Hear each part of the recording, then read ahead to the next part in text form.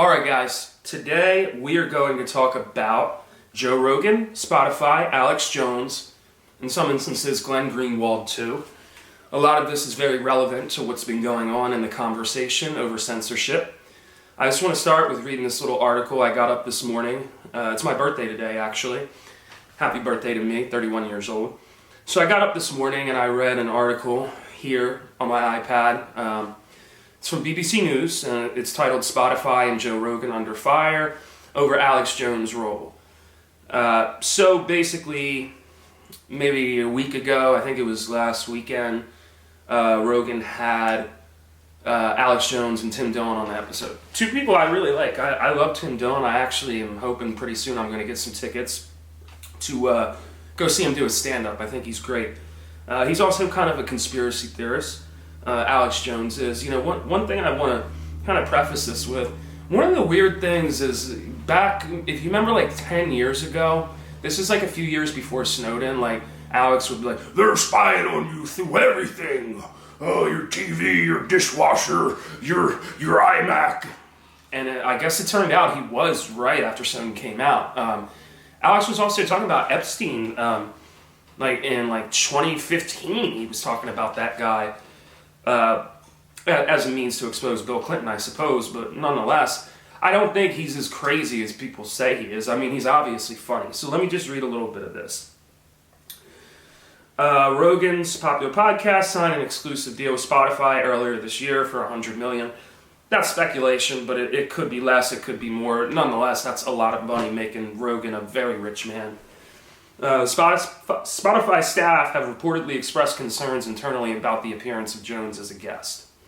Now, this all started initially when he first transferred, I think in September. He's still on YouTube until the end of the year.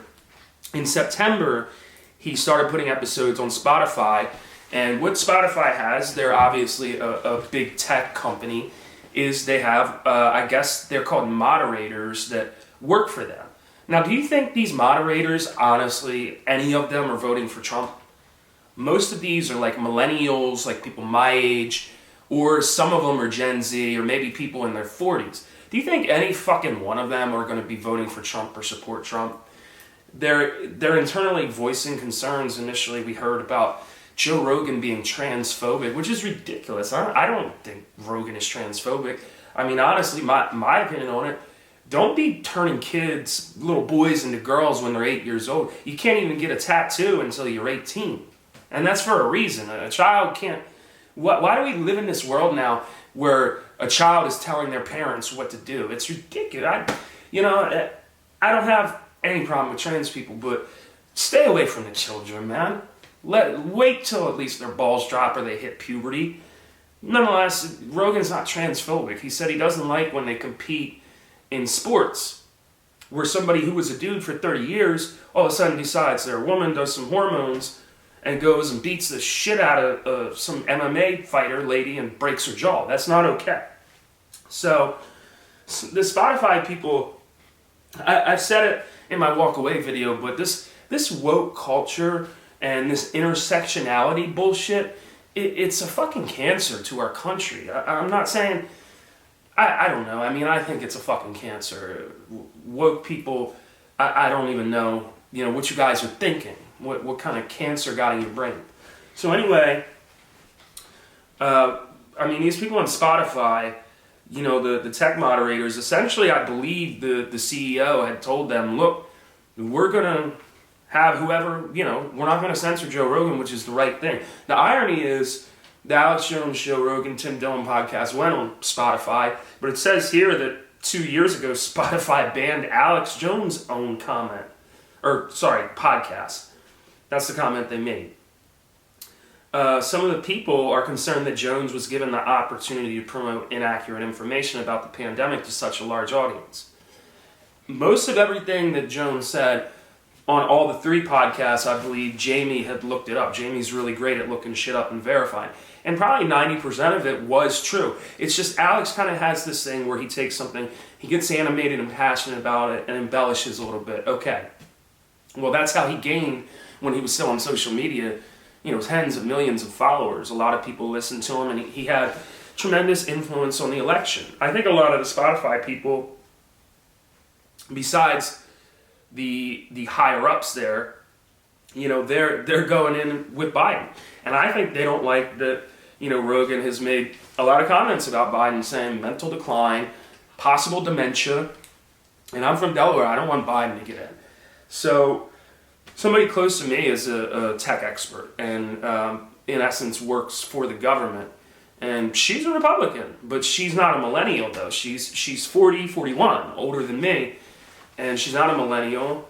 And she's always been a Republican. She doesn't buy into the woke stuff. And this is a woman of color, too. She's actually mixed. Anyway, I think it's good that Joe Rogan signed a deal with Spotify as long as there's no, like, censorship clause or anything. And if they start censoring him on there, or those moderators, what would be absolutely fucking funny, I don't know if there's any mandate in his contract that he has to make content or have guests. But imagine after this big deal, he starts getting censored, he gets pissed off, and he disappears for 2 months and does nothing, creates no content.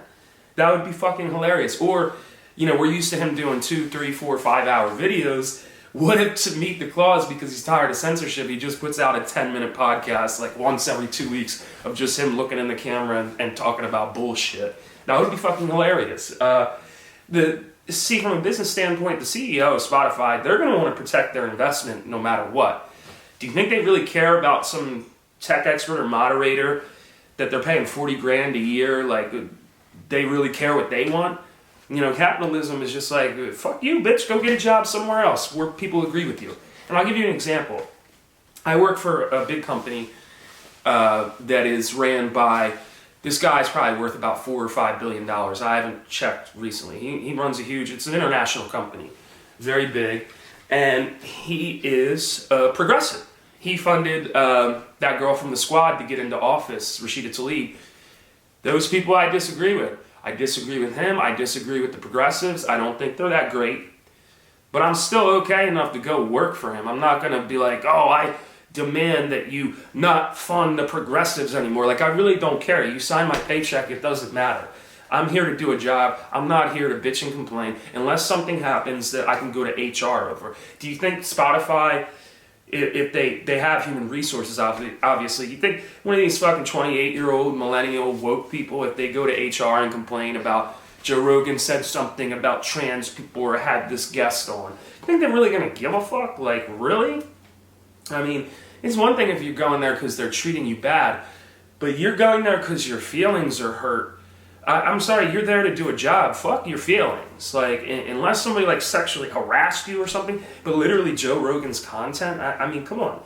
There's been a big push from the leftists to, they don't like the power that Joe Rogan has, because Rogan very well could have hosted a presidential debate or at least had Donald Trump alone come on the podcast, which would have been huge. So I think Spotify is going to do whatever they want to protect their investment. And obviously, we're going not just cancel culture, but it's like censorship culture too, which is not okay. And one last thing is I think Spotify probably will not censor Joe Rogan because of the contract and their investment to make the podcast very profitable. But Spotify probably is seeing the writing on the wall, especially the CEOs, where they're probably like, well, we don't want to censor people because if we censor the wrong person, the way Jack Dorsey, Mark Zuckerberg, Sundar Pichai did, we're going to get a subpoena and have to go in front of the Senate. And we don't want that. We just want to run our business.